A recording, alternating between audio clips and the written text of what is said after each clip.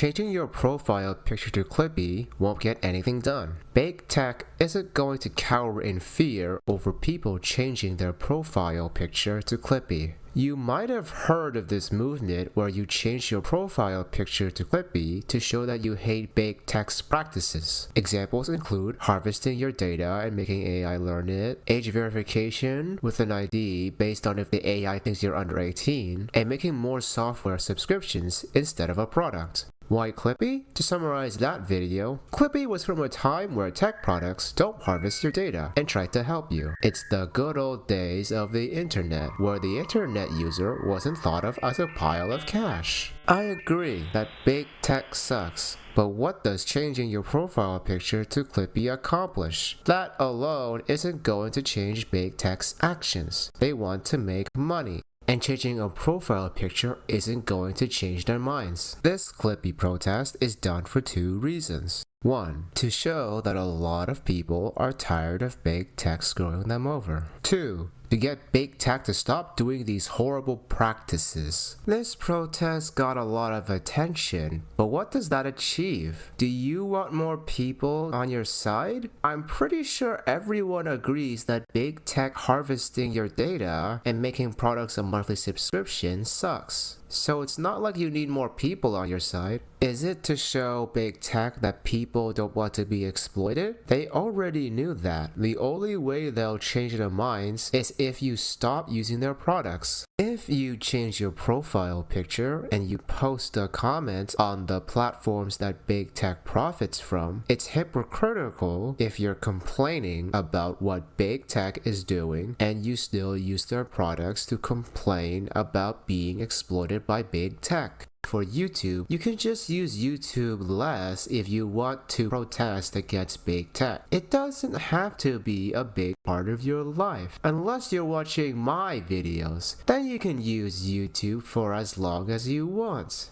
If you actually want to combat big tech companies, use a search engine like DuckDuckGo or StartPage to find other websites to have fun or learn with, instead of just using the same websites big tech owns while complaining about how they suck. If you're looking for other websites for entertainment, there's the useless web and bored button. Those are websites that big tech don't use. It's weird, kind of funny stuff made by individuals with spare time, not a profit-driven corporation. If you want more of these websites, look them up with a search engine. Using other websites or using big tech products less is more effective than changing your profile picture to get everyone's attention about this issue. Attention can have value if this was an issue no one knows about. The problem is that the powerful groups already knew this was an issue.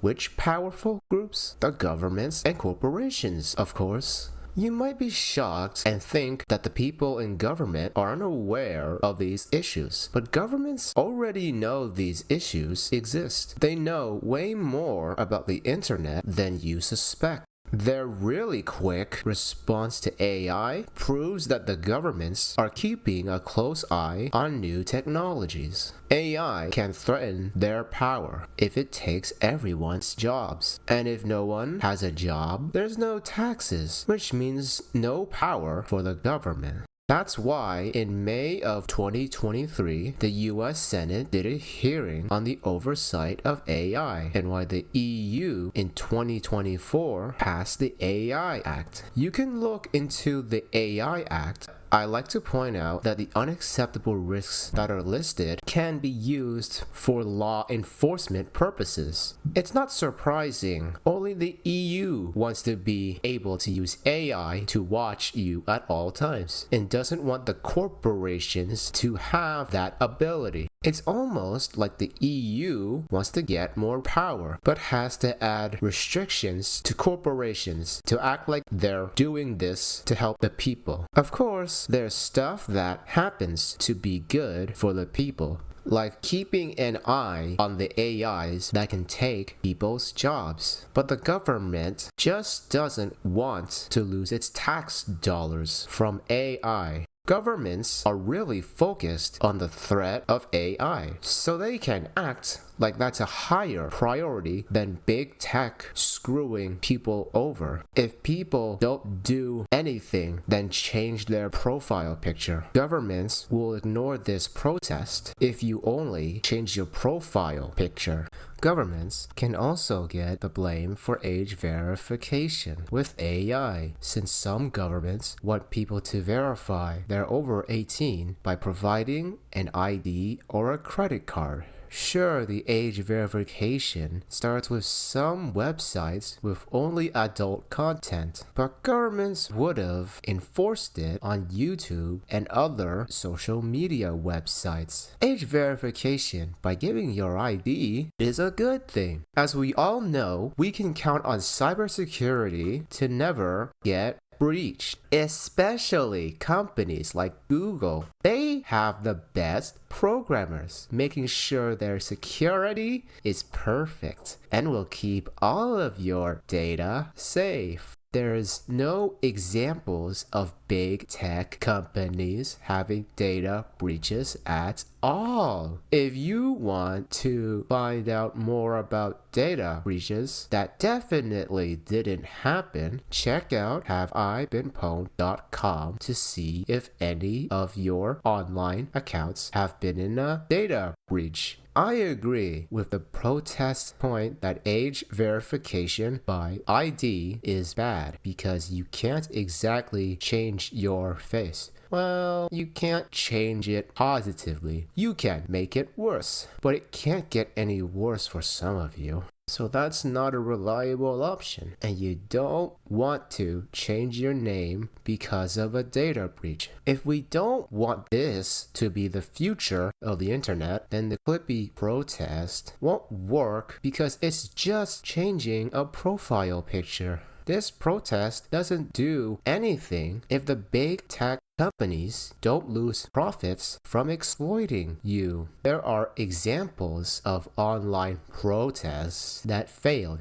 Example, the Willow Project protest. The Willow Project is the US drilling Alaska so that they can get a lot of oil. The 30-year project will generate billions of dollars in oil in exchange for yearly emissions that are equal to building 500,000 homes. 15 million homes could have been built instead of drilling Alaska for oil.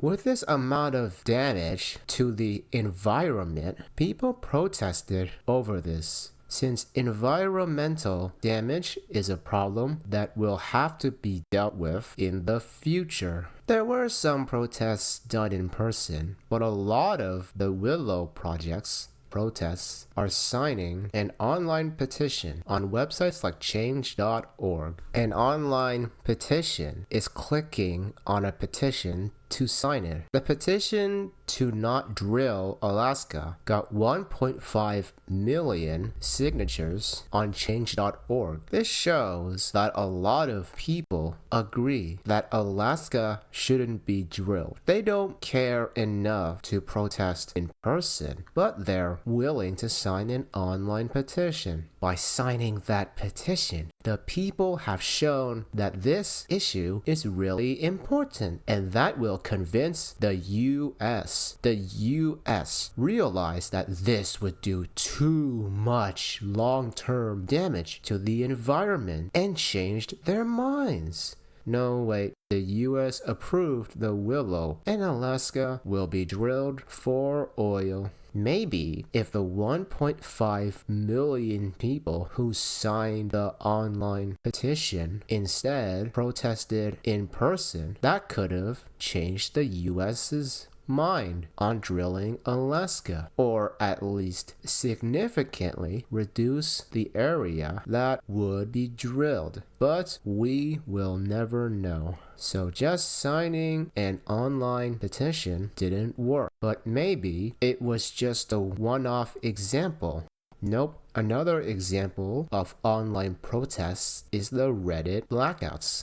Reddit was going to charge people for using their API. A lot of third-party apps and services use their API for free, and it costed Reddit $10 million a year. Reddit wanted to IPO, and a $10 million loss doesn't look good. An IPO is an initial public offering, which is selling shares to the public, and Reddit would have to report their earnings every quarter. A $10 million loss is bad for earnings, so they decided to charge people for using their API. Reddit charges 24 cents per 1,000 requests. This, according to third-party app developers, would cost millions of dollars for just using the API, which would lead to the apps being shut down, since that's a lot of money.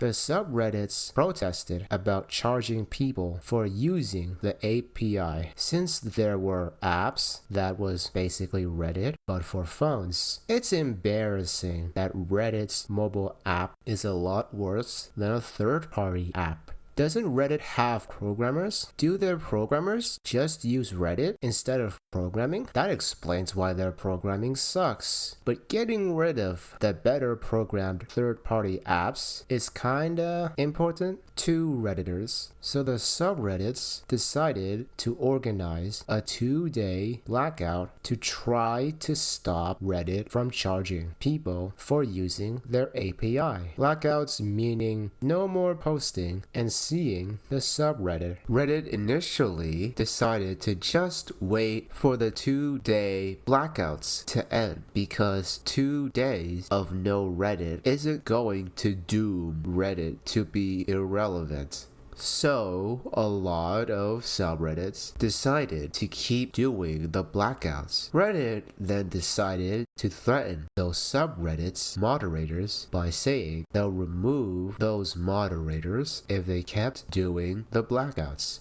So the blackouts eventually ended. Maybe if the Redditors went to the headquarters of Reddit to complain about this API issue, Reddit would have done something about it, or at least make the API cost less to use. Although there are 2 problems with that. First, Redditors never want to go outside, so an in-person protest was impossible. And second, it's Reddit. Protesting for Reddit is pathetic, so no wonder no one did it. Well, those 2 problems are 100% true. If there was an in-person protest or protesting done that wasn't on the website that can negate their protesting, that might have made the API cheaper. So I've shown online protests that failed against powerful tech companies, which is what the Clippy protest is protesting against. The problem with the Clippy protest is if the big tech companies listened to the protest, they would lose at least millions of dollars in profits. Plus, changing your profile picture doesn't hurt their profits. Like I said before, use their products less. But what if you want to create a movement where everyone will use big tech less? Then try to find and join protests against big tech in person. If you can't find the protest, then try to host one yourself. Let everyone know about it. In-person protests are more effective than online protests. If the big tech companies see a lot of people holding signs and standing near their buildings, they'll realize that so many people really care about this issue, and it'll make big tech not screw you over as much. Thanks for watching and subscribe only to me. Cancel all of your other subscriptions.